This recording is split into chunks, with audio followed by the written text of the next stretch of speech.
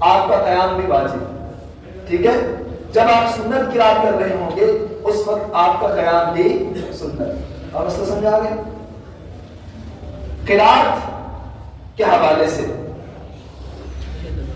یہ بات یاد رکھیں کہ قرات کے لیے ضروری یہ ہے کہ اس آواز سے پڑھے، چاہے وہ تنہا ہو، کہ اسے خود سنائی بھی دے اور اسے سمجھ بھی آئے کہ میں کیا پڑھ رہا ہوں.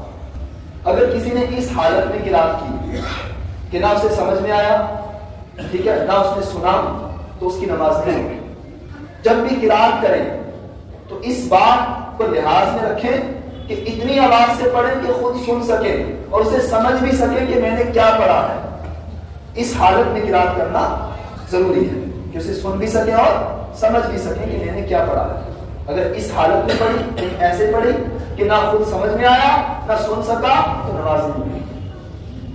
اب ایک مسئلہ پر کامن ہے، جہالت کی وجہ سے کچھ لوگ امام کے پیچھے بھی قرات شروع کر دیتے ہیں. جب آپ امام کے پیچھے نماز پڑھ رہے ہوں، امام کی ابتدا میں، تو اس وقت آپ قرات کریں گے یا نہیں؟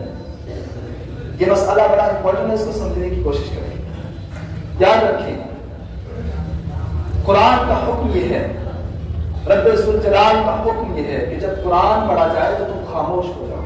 وَإِذَا قُرِئَ الْقُرْآنُ فَاسْتَمِعُوا لَهُ وَأَنصِتُوا لَعَلَّكُمْ تُرْحَمُونَ. یہ قرآن کی آیت کریمہ ہے کہ کیا جب قرآن پڑھا جائے خاموش ہو جاؤ اور اس کو توجہ کے ساتھ سنو.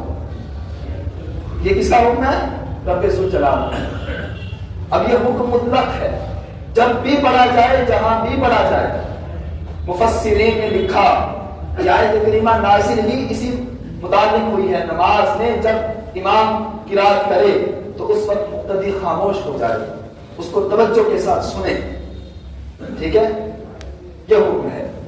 اور حدیث پاک ہے، یہ سنن ابن ماجہ میں ہے، ان جابر بن عبداللہ، حضرت جابر بن عبداللہ رضی اللہ تعالیٰ عنہ صحابی رسول ہیں.